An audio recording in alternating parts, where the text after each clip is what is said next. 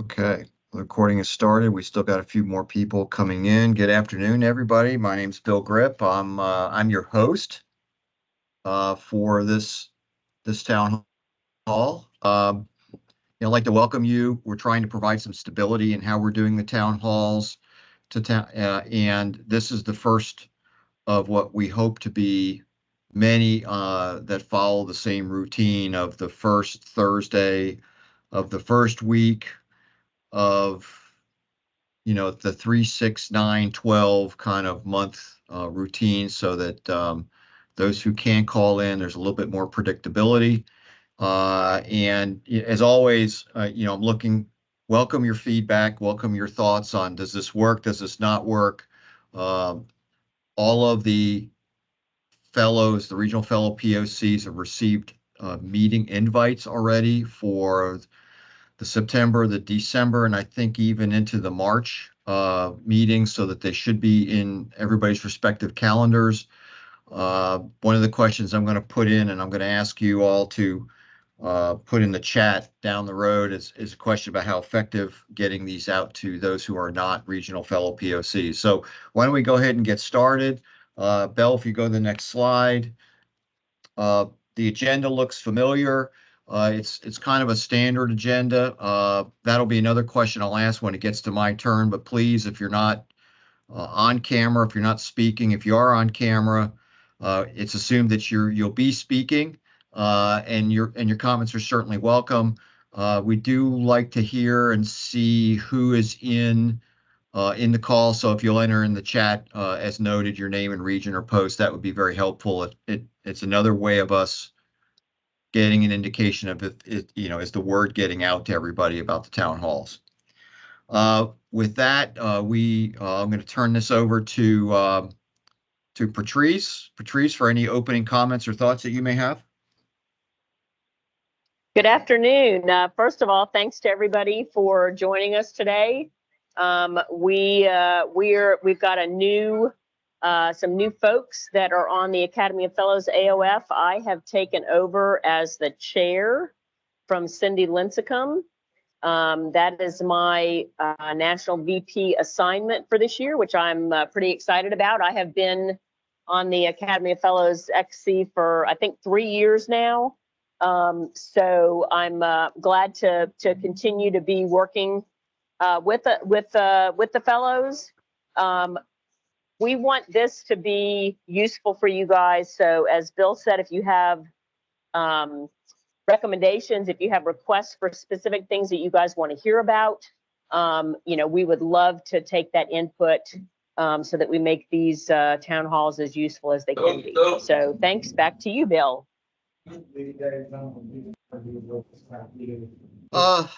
Thanks, Patrice.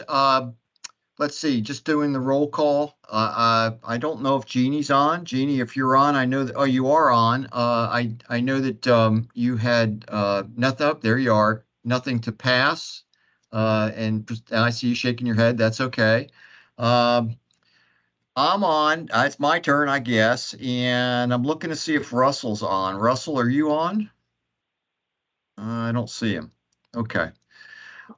All right. Well, we'll see if he jumps on. A couple things that I wanted to pass on to you are questions, and certainly using the chat is a viable way of getting your feedback to me. One, as I mentioned earlier, we talked a little bit. In fact, we had a very let's call it impromptu RFPOC meeting at the tail end of JETSI. We had 3 people. RFPOC show up. I guess me, because I was an outgoing one, would make 4.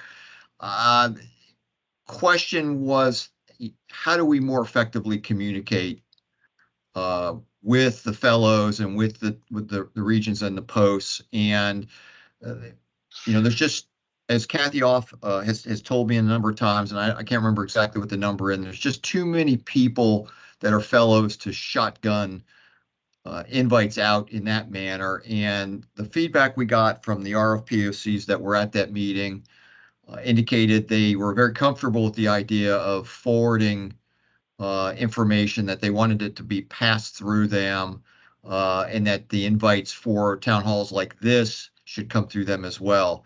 I think we had some RFPOCs on this call, but we also had some non-RFPOCs on this call. So I am interested in any thoughts that you have about more effectively communicating. We do want to make these town halls worth your time, worth calling in and passing information that is not only of great use to you and your role, but things that you can pass down within your regions and your posts that will help them. So, please feel free to add that in. The other thing too is that what I also want to do is start to understand better what you as participants want to hear in these town halls. The next town hall, I was a little tight on this one to get this out, but my intent is to go out to the RFPOCs and ask for potential agenda items. We're more than happy to try to tailor the delivery of information to this group that's desirable. We don't want to just push information out for the sake of pushing it out necessarily. I would certainly welcome somebody raising their hand and saying, hey, I'd like to talk about a certain thing and take that on. So about 2 to 3 weeks out here going forward, maybe 4 weeks, the RFPOC should expect something from me to them asking for potential agenda items. And I welcome the input and I welcome the volunteerism also. Again, we want to make this a productive hour, and the RFPOCs or other folks may have some good ideas, whether they're thought-provoking or whether they're information delivering. The other thing I want to pass on to you, if you could, Belle, go to I think it's the next slide, and then we'll come back. This is the most recent information that we have that was provided by Kathy a couple weeks ago. I think a little bit of it might be dated, but we wanted to also put this out as part of this presentation. I believe this was Russell's thought. We added a slide to this effect. These should be the people that are providing information to you all at the post level. It's particularly the RFPOC. So if the information's incorrect and you know it's incorrect, we'll fix it. But we wanted to add this to the slide deck so that you had a consolidated listing of the RVPs and RFPOCs for your reference. I believe Russell has orchestrated or has organized an RFPOC call for next week, and the RFPOCs should probably have already received the invites for that. Beyond that, my goal is to improve communication, but I am looking for feedback. We do want to get information to you all that you can then push on within your regions and your posts. And again, closing statement from me, anything that we can do to improve that, I'm certainly willing to hear it. So with that, Belle, could you flip back one? And I believe Susan is out and Maryland is out. Maryland's not with us, so over to Beth Harris. Good afternoon, everybody. Okay, next slide. Yep. Okay. We have, wow, somebody made this slide very fancy. Thank you so much. Yeah, this was this was Belle's handiwork, Beth. We just took your information and Beth and Belle put this together, and we think she did a great job. She did a great job. Thank you, Belle. So we have, as the Academy of Fellows XC, we recognize that our calendar year was not working for all of us, or some of us, and really any of us. So we have made a few key changes to the application deadlines, and that backs everything else up, as you can see here, to when initial drafts go in, when the RFPOCs submit a list to the national office, when the first draft is due to the RFPOC. This will all be talked about on a very important webinar that Patrice will be hosting on June 20th. And this is just a little sneak peek peek look at what she will be talking about. But I just wanted to mention it here to make you all aware that our dates are changing. So now complete packets are not due to the national office until December 6th. That's a big change. And so that gives the AOF XC a little extra time to review and time to get together and talk about it. So by the end of February, we will notify the next class of the results of their application reviews and move forward. But just wanted to give you a sneak peek at the new dates and let you know that we heard you and we understand fiscal year end is not the right time to have other internal SAME deadlines. So we have made adjustments. Next slide, please.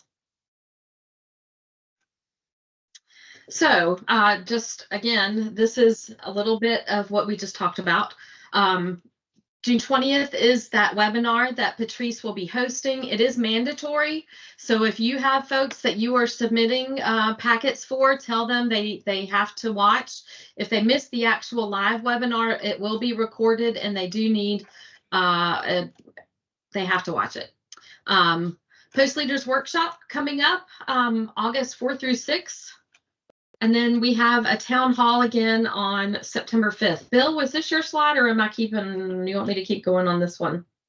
Yeah, just keep going. You're on a roll. Okay, awesome. Thank you.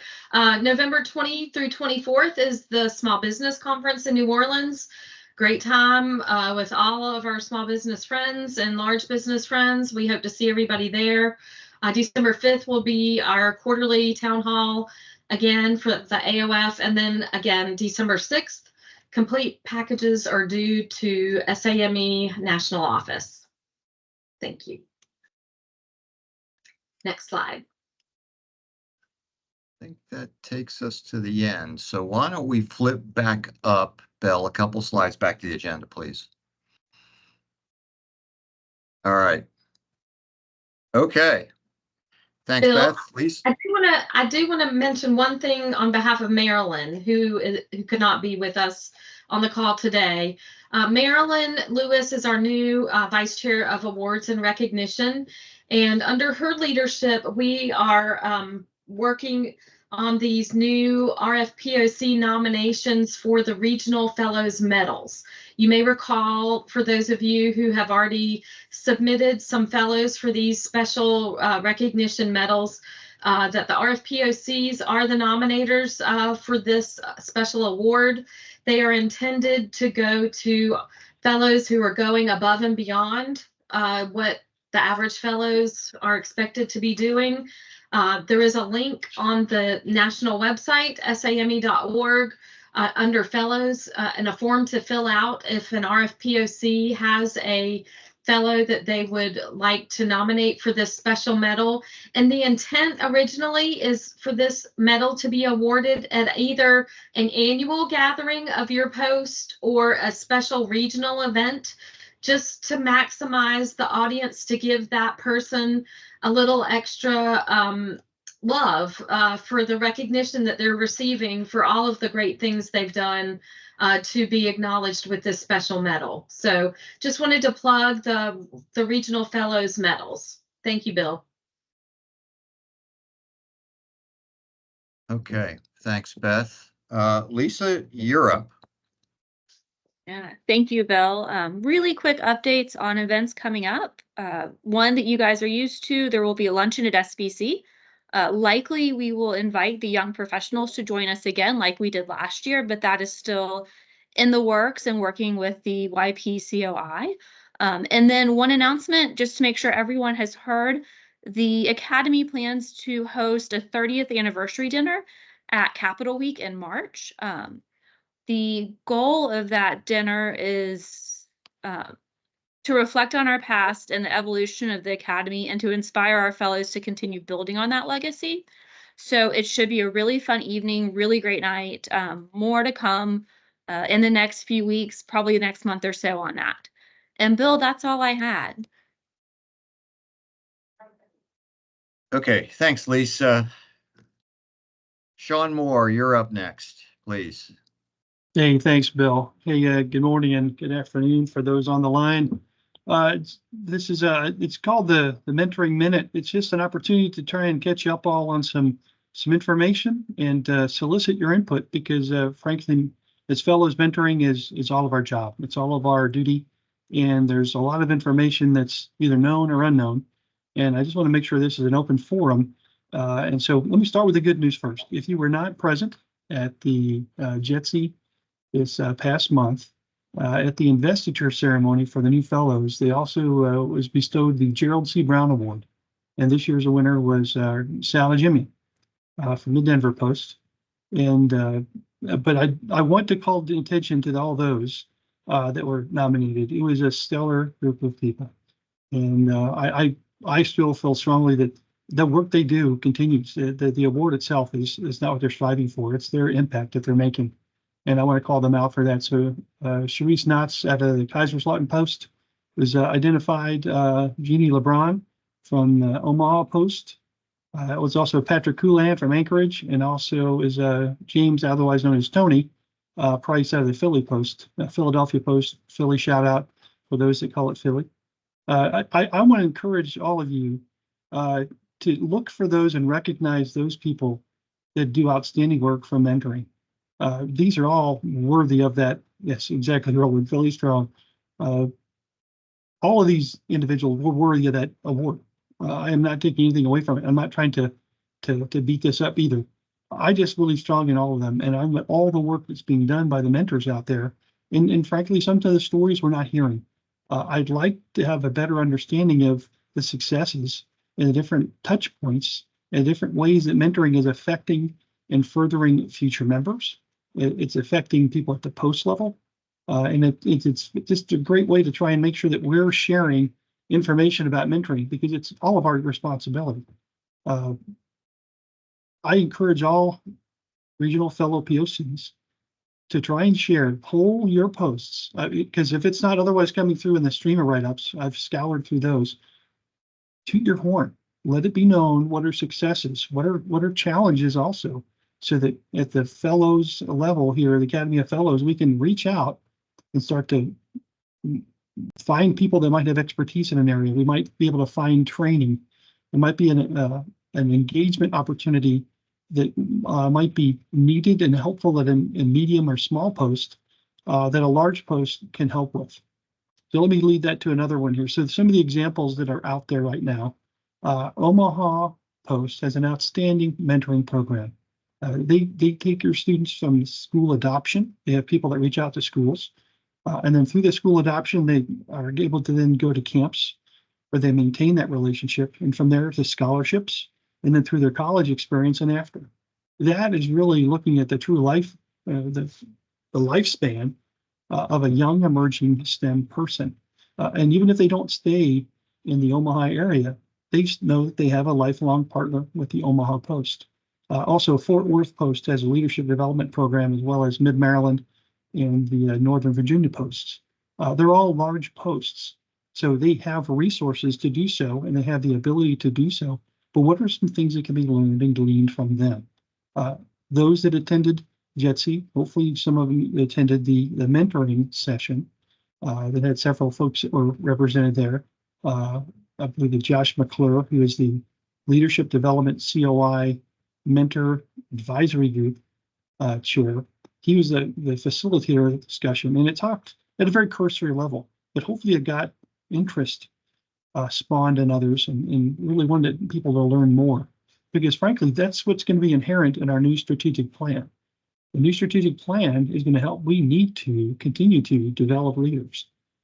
If you've not yet seen the new plan that we just released there at JTC, I encourage you to reach out to do so, because there will be a need for fellows to help implement that at the post level and understand and guide. So there's mentoring just in implementing the new strategic plan. So with that, Josh has been created within the MAD two main areas of purpose, if you will, two main thrusts. One of which is to create a mentor-mentee matching database. We know that mentoring happens, but oftentimes by circumstance, it's by happenstance, by word of mouth. Or is there someone that can leverage expertise from across the country, be able to reach out and say, I'm looking for something that knows X, Y, and Z, or can lead me through X, Y, or Z, and match up with a person across the coast or across the other part of the globe? That's the true power of leveraging our society-wide mentoring. It doesn't take away the intimacy. It doesn't take away the local level mentoring that takes place all the time, but it expands the power and the reach of our mentoring and our knowledge base. Because there have been well over 300 mentoring engagements or opportunities that were reported in last year's streamer accounts. Now, that's at all different levels. That's at the main levels. That's one post luncheon meeting that might have had mentoring as the main focus. But there's lots of different events that are going on, but what's transpiring during them? Is there training going on? Is there other connections being made? Those are all important to understand. So there's peer-to-peer mentoring, for example. That is something that will be tackled by Josh as the second prong. It's going to be training. So the first prong is this database. The second prong, and I'm part of the second prong, is the training associated with helping with mentoring. There's already a leadership development program, mentor program that's established, and it's run by, I think it's Lieutenant Commander Lars and Rima Kisman. And those mentors that are part of that, we're having training sessions to make sure that the mentors know what the needs of the mentees are, as well as the program itself. The need for peer-to-peer mentoring, as I mentioned also. And there's also, what about that new strat plan? So those are just some topics. What are other topics that, sorry, someone's talking to me. If there are other topics that you feel are important, whether the need to or to feel the need that you can present to that, or something that someone else might need to present to, please respond up and let that be known to myself, to any of the members of the Academy of Fellows Executive Committee. We're here to serve you, because I want to get rid of the I don't know what I don't know factor and fill it in with I know where to reach out to find that. Where if I don't know where it is, I'm going to make sure it's known so someone can create that opportunity. So that's it in a very broad sense. I welcome your input. So I open the floor up to any questions, any ideas. I'm ready to scribe them down. If there's someone that you know of, or if there's a program that might serve as a great example for something, I want to get that word out, and I want to create a central repository for people to refer to. So with that said, anyone questions?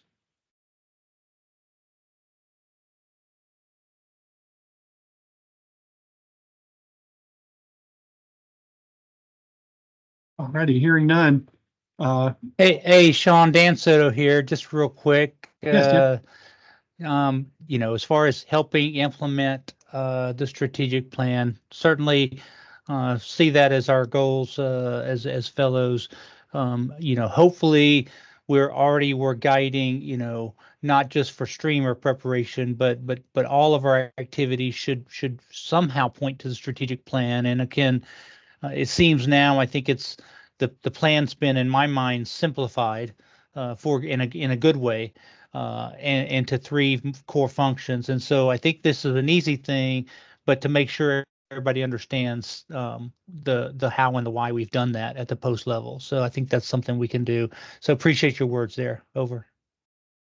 Of course, and I appreciate you talking about how simplified it has become. It's become focused in 3 areas that are really cross-cutting, easily remembered, and I think are at the heart of what we do. In talking to those that develop the strategic plan, there are some talking points that are going to come from that will help generate and start some means of helping to train or to get people familiar with what the intent is. So I appreciate that comment, Don.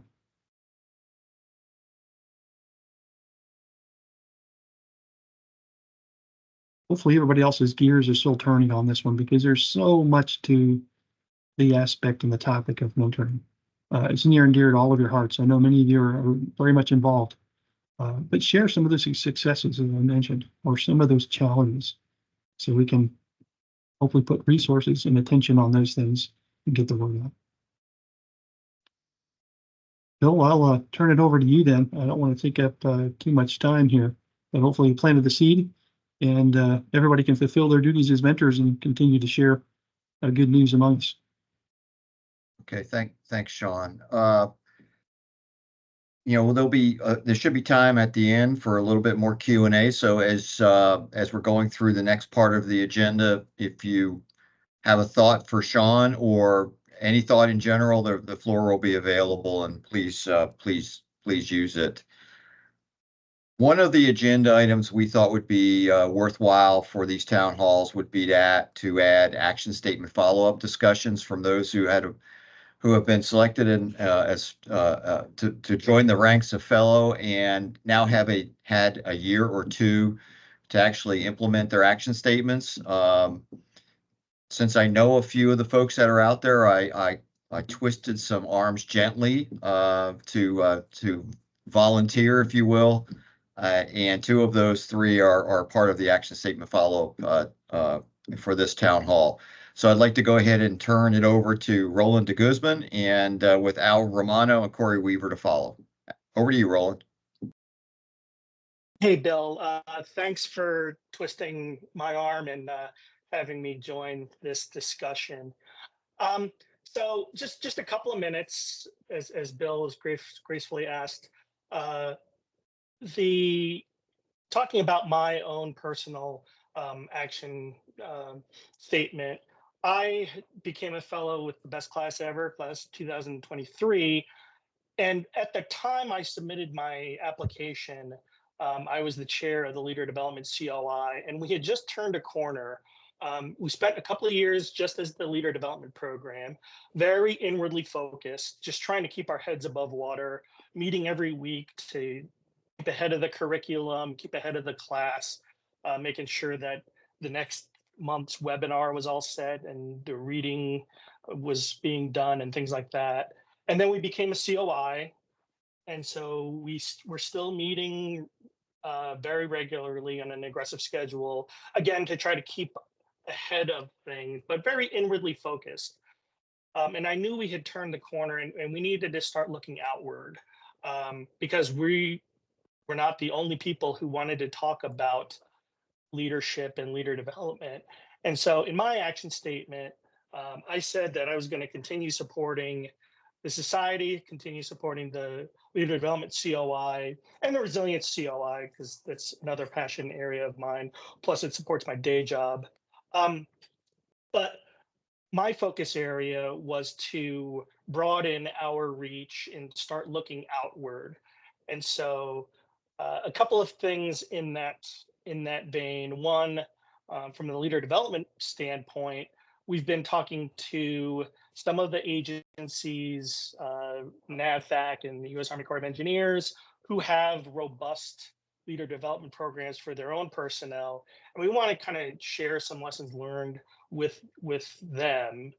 But we also wanted to reach out to other organizations outside of the society. And so we have sent 3 people to sign up to become members of the International Leadership Association. And 2 of those folks actually attended ILA's annual conference, and they were selected to give a presentation about our SAME leader development program. So Eric Wilbur and Susan Thanes, a year and a half ago, attended this conference and talked to them about the things that we're doing. And so there was a lot of lessons learned and best practices that they shared with ILA, and a lot of things that they took back from the broader leadership discussions that are going on around the world. And we're implementing those in the LDP as we speak. And we're also looking at other organizations that have leader development programs. A number of years ago, I graduated from Hampton Roads Chamber of Commerce's leader development program. So we're reaching out to them because they run a similar program, similar size, similar curriculum, similar length, that kind of thing. But the short version of the story is that I've decided that reaching out to a broader audience beyond the society was something that I wanted to do, and there's been a lot of opportunities to do that. So that's my story in a nutshell, and I'll turn it over to Albert. Thank you, Roland, and good afternoon and good day, everyone. like Roland, I'm a graduate of the Academy Fellows class of 2023, as we, like everyone else likes to say, it, best class ever. And I think Corey is also one of our colleagues. So we got the class of 2023 speaking today. Can you see me okay or hear me okay, by the way? Just make sure. Yeah, you're good. Okay, good. Yes. So what I want to talk about is what I focused on. And at the time that I did apply and was essentially allowed to be part of this incredible group of fellows, I did serve as the Resilience COI chair. And at that time, I was heavily involved in a lot of the work that the Resilience COI was doing. And because of that, my statement was kind of written along the lines of supporting, at that time, the strategic plan goals 1 and 2, which include the strengthening industry and government engagement and building resilient, sustaining resilient communities. So my focus was to help really implement activities associated with those 2 goals, working through the technical COIs in collaboration with the RVPs and the posts. And the idea is for me to be involved in any engagement activities that either of those posts are doing, either the regions are doing or the posts are doing or the COIs are doing that touch on those 2 goals, the resilient communities as well as the strengthening government engagement in industry. So that's been kind of my focus. Luckily for me, I was also able to stay involved in the Resilience COI as a past chair. Patrick took over the leadership of that committee or that COI, and I've been supporting his efforts and continuing other activities that were there under my leadership when I was the chair. There are 3 IGEs that got started when I was the chair that are currently active at different levels. One is the one that many of you have heard about is the Operational Technologies Cybersecurity COI IGE that Lucian Niemeyer has been leading. Very proud of the work that he's done and the support that he's gained from across all the technical COIs and SAME National. So that was one area that I supported and launched essentially back a couple years back. And that supports kind of the mission and vision that I mentioned in terms of my mission statement. The other one that has just been starting and I think got approval is what was being referred to as the Installation of the Future COI that is being led by the architectural practice, and that's Paula Loomis and others. And so the Resilience COI is really a support role, playing a support role in that. But initially we were looking to collaborate at that level to focus on that, what the installation of the future might look like, which includes resilience, of course, associated with that. So very proud of that work that those folks are doing and will continue to do. And it's going to be an incredible IGE when it's all said and done. And the last one that is active and is being kind of retooled is the sea level rise impacts on federal facilities, which is kind of underway right now. And it's working its way towards, thank you, Patrick, for that. I couldn't come up with the name that you all renamed it as, but Patrick is very involved in that COI, in that IGE, by the way, for the planning for the future installations. And also he's leading the effort for these sea level rise impact one, and he and his team are working on moving that forward to kind of a different level. Initially, the first phase was just communications and outreach. So my only point of getting to that detail is to say that a lot's been started along the path of my mission and commitment statement. I'm very lucky to be and honored to be involved in the work still in some capacity. My current role is serving as one of the national VPs for SAME, which will allow me to work across all the regions and working with the regional VPs, as well as all of you in some capacity or another. So I look forward to your participation and support and see what I can do to help the society going further, especially as we implement SB 2030, which I was also honored to be a co-chair of the development of that effort. So thank you, and I'll stop here. If any questions, I'll be happy to answer them at the end. Thank you. Over to you, Corey.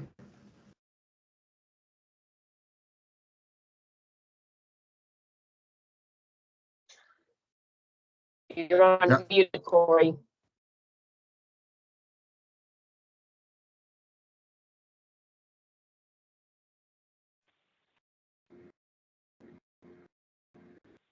All right, can you hear me now? Yes. There you go. I had to call in because going through computer at work is challenging sometimes. So, good afternoon. My name's Corey Weaver. I work for the Army Corps of Engineers out of Huntington, West Virginia. I've been a member for about 17 years. I started as a student chapter member, where we started a student chapter at the university that I went to, and then I've remained involved over the past 17 years as on the post board and on the national board. Now going on the third round, I was just elected as an elected director, so excited to be back on the board to serve the society, and we'll be working on continuing all the great work that Albert did by serving on the strategic plan implementation team. So looking forward to any conversations or suggestions that you guys may have on implementing that and how we can help best guide the society into the next 5 years.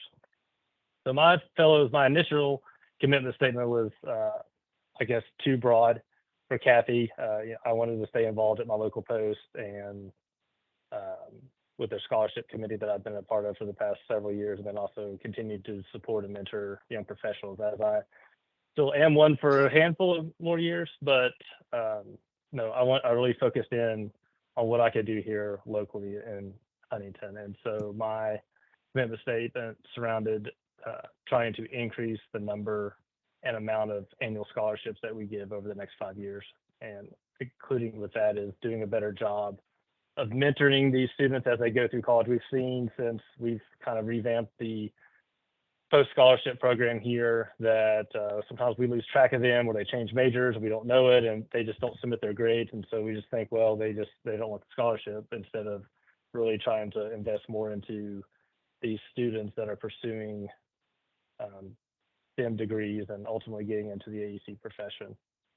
So far, serving on the post, we back in 2017 or 18, when I was the college outreach COI chair, there's lots of discussions on post scholarships and how we do those programs, and having conversations with Gerald Sherdell.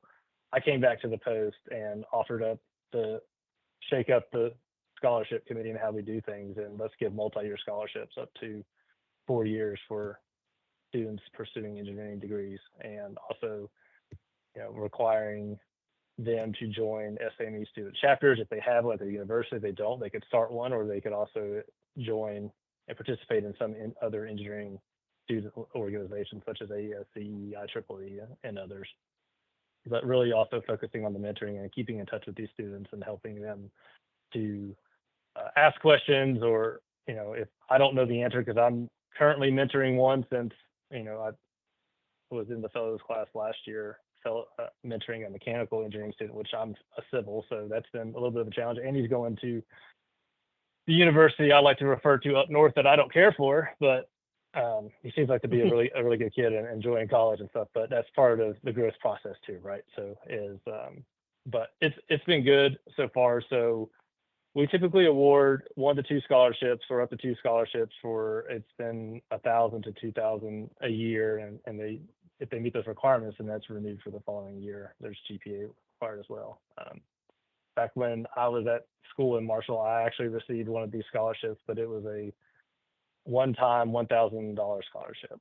And so with no strings attached, fortunately for the post, I have stayed involved and given back, but that's not always the case. So as we kind of shifted towards the multi-year scholarship program, and also with trying to mentor these students and keeping them engaged and showing them the value that SME can bring to both their academic career, and especially as they look to get out and either go into the service or go into industry, that there's the opportunities that SME provides for networking and co-op programs and jobs.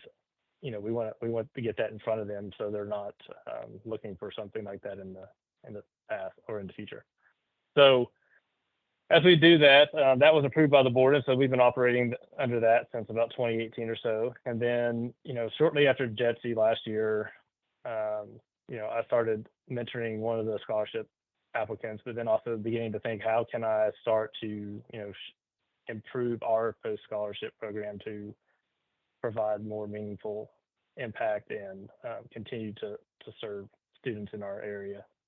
And so I started those conversations with the post board on increasing the number of scholarships that we give out each year, also increasing the amount that we give each year, then also encouraging and others to jump on board, not only the scholarship committee, but also to participating in mentoring these students. So far we increased the value to 2,500 this year. So I guess one step has been achieved. Me continuing to push for that. We've got to look at post financials and how much we give out. So that's kind of an ongoing process that we haven't figured out yet. But hoping by next year that we'll start to increase the number of scholarships that we give and provide more opportunities to pursue their passions in the AEC industry. So appreciate the time today, and like my other fellows, class of 23, I'm here to answer any questions or comments that you may have.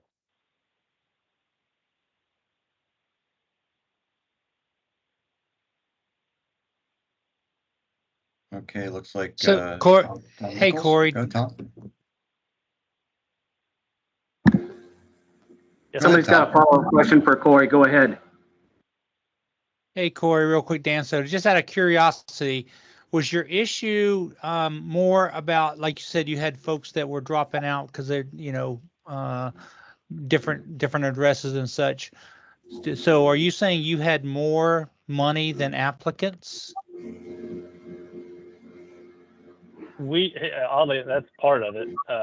We have post scholarship events such as our golf outing that we raise funds. I will just be transparent. We've had issues in the past of people not wanting to spend money, or they're hesitant to spend money until they go into every little detail, making sure it's going to work out. And there's, being financially responsible there too, but it's getting more resistance than I thought I would get of giving more money out. But the problem's really been we get students that don't make the grades, or we've had them change majors, or they don't follow up even though we're trying to remain in touch with them and say, hey, it's time for your grades. How did you do this semester? And not getting any response. And so oh wow. I think over the course of I guess the past 6 years, we've probably only had a handful of kids actually make it through maybe the whole process of the whole 4 years. So I don't know, I guess maybe somebody has some feedback on that too, of if it's the amount of scholarship is just not worth it to them, or they're not thinking about it. But some of it's about being, I guess, responsible adults, right? And staying up on that. Yeah. Not something like your guidance counselor goes like, well, we've sent emails 2 or 3 weeks ago, and I still haven't heard back from the one that I'm mentoring. Like, I've reached out to him and I haven't heard back from him, so I don't know if he's in Mexico or what.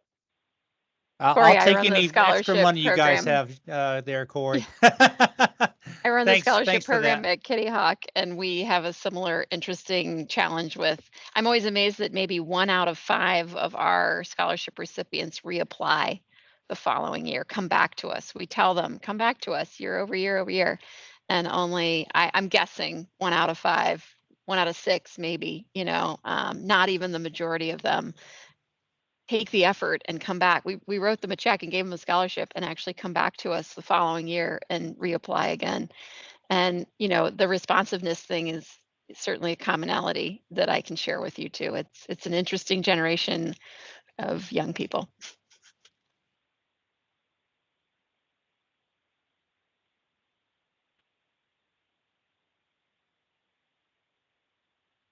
Okay, well, Hey guys, I see Tom Nichols has his hand up.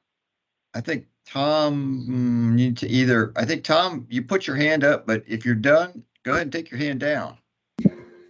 No, I wanted to follow up with something that Sean was talking about, and that's mentoring. And Bill, what it is that I have 2 individuals that are members that have been members for over 10 years, and I'm mentoring them now from the standpoint of, but I'm getting a lot of questions from them regarding the commitment statements, which goes back to, a good example. We don't even have the commitment statements for the class of 2024, which was invested 3 weeks ago, posted yet.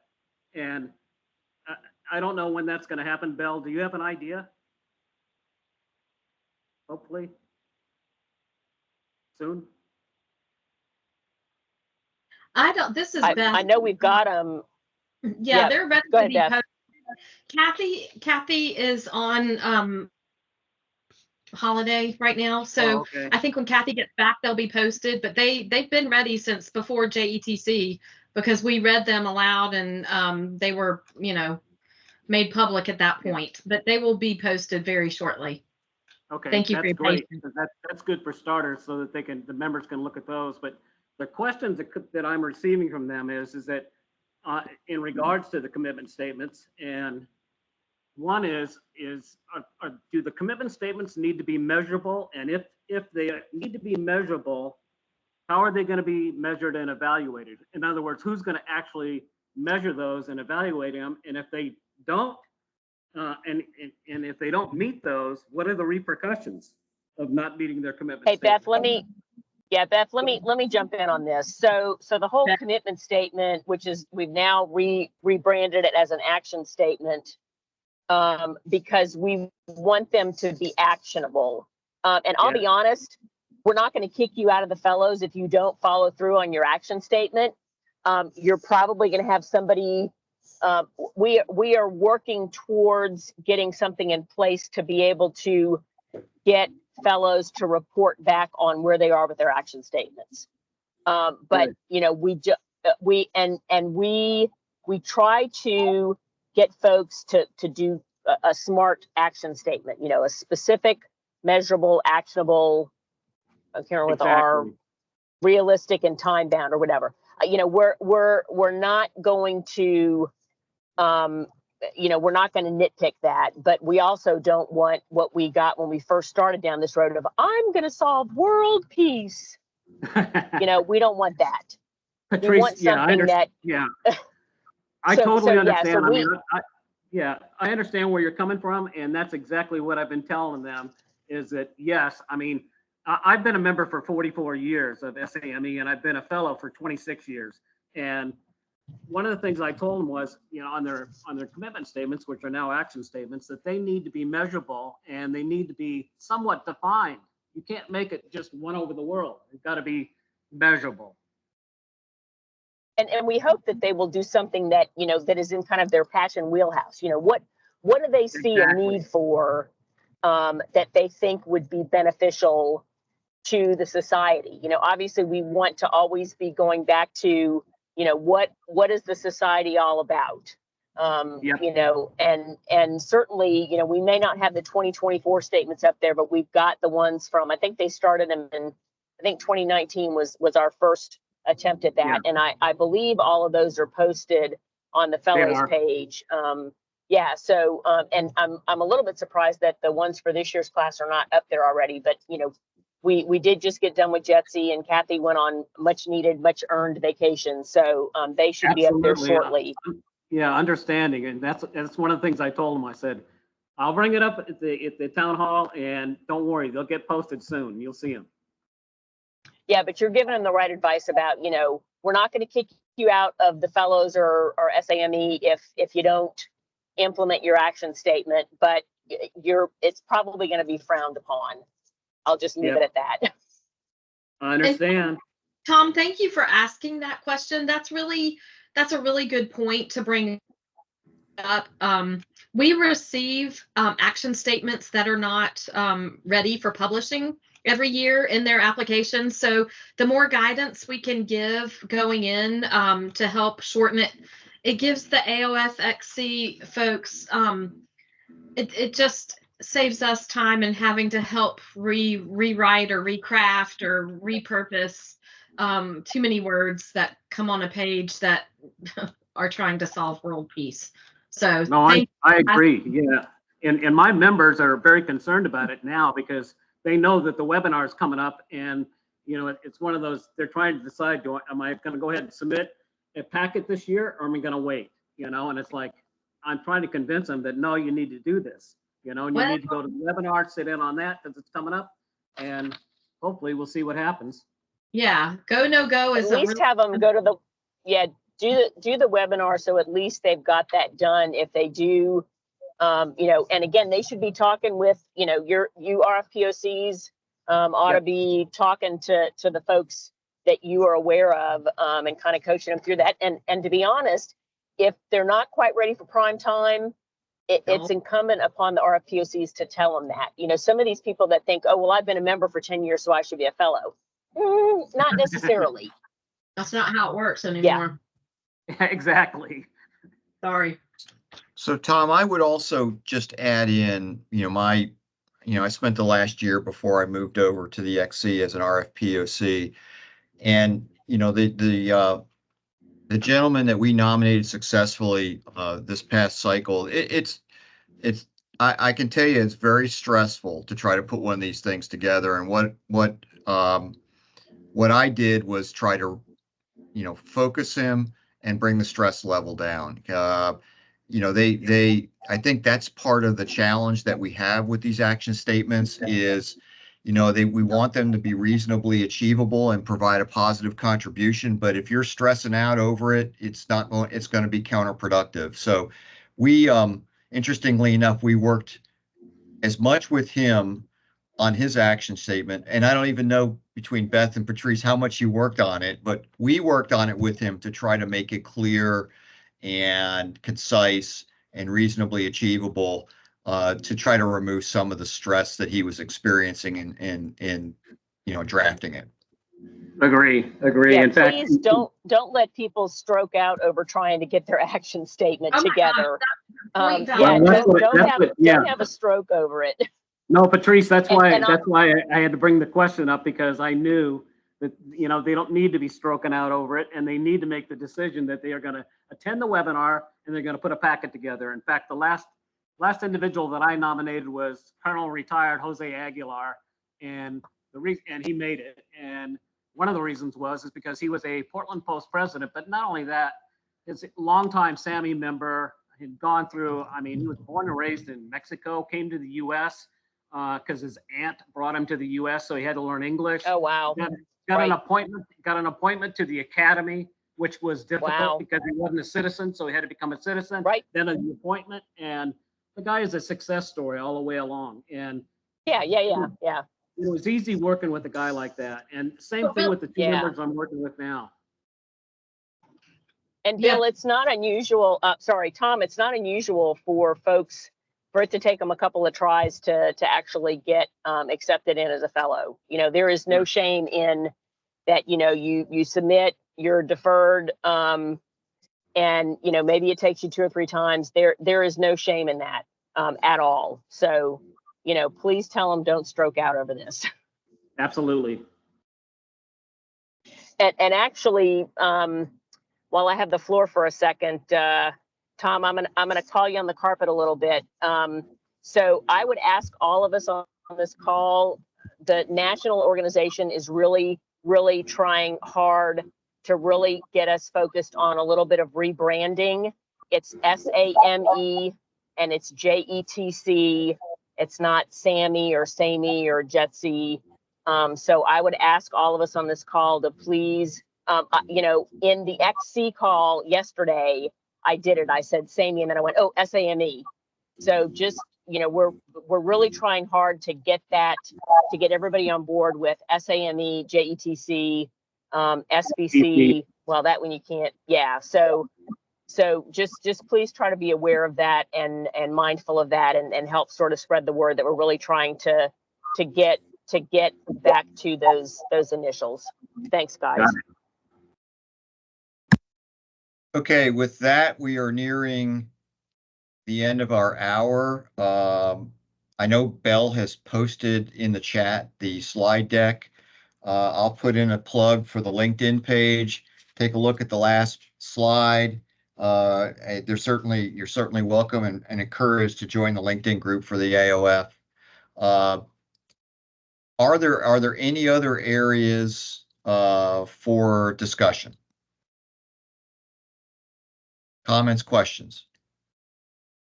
Hey, Bill, may I just share something real quick if I could? Absolutely. As part of the strategic planning efforts, implementation team discussions and so forth, there were some recommendations that we were looking at that came out from the different discussions we've had with various folks. One of which is how can the AOF and the fellows help some of the posts that may be struggling with some of their processes or some of their compliance requirements and so forth.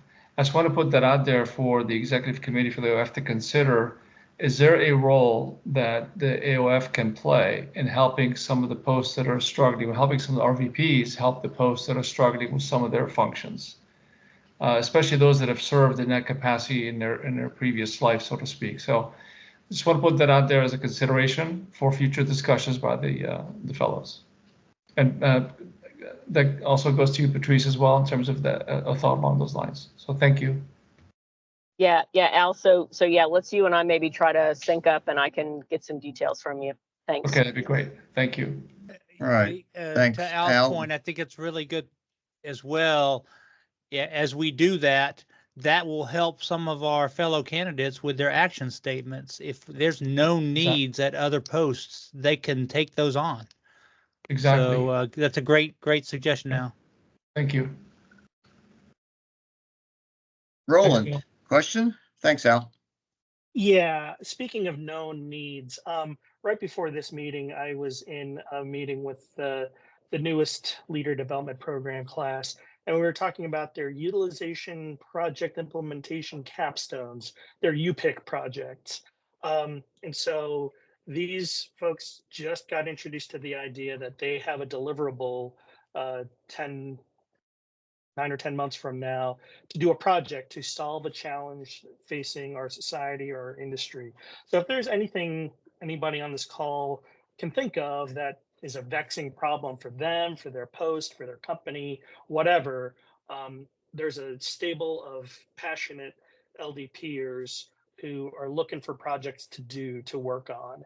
And so if you're interested in putting your challenge in front of them as something that they might share your passion to solve, give me a shout or put it on the LinkedIn group or reach out to me and we can put it in front of them.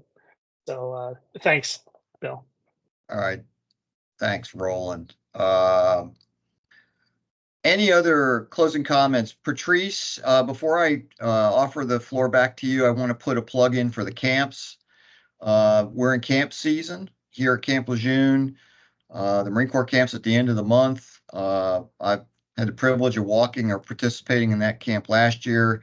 I also, as post president at Pikes Peak, I got the chance at the Air Force camp. I will tell you, if you or other folks in your post can spare a few minutes to a few hours to a few days, no volunteer will be turned away, and you will be energized to be around such great young people. So, please, if you've got some time, the camp schedule I know is on the calendar, is on the SAME website. I would say please reach out. And if you're here in Eastern North Carolina, I'm quite sure Joe Angel will take you in and help get you a job. So at any rate, I put the plug in for camps. Patrice, anything you'd like to close with? I don't think so. Really great conversation today. I liked the interaction.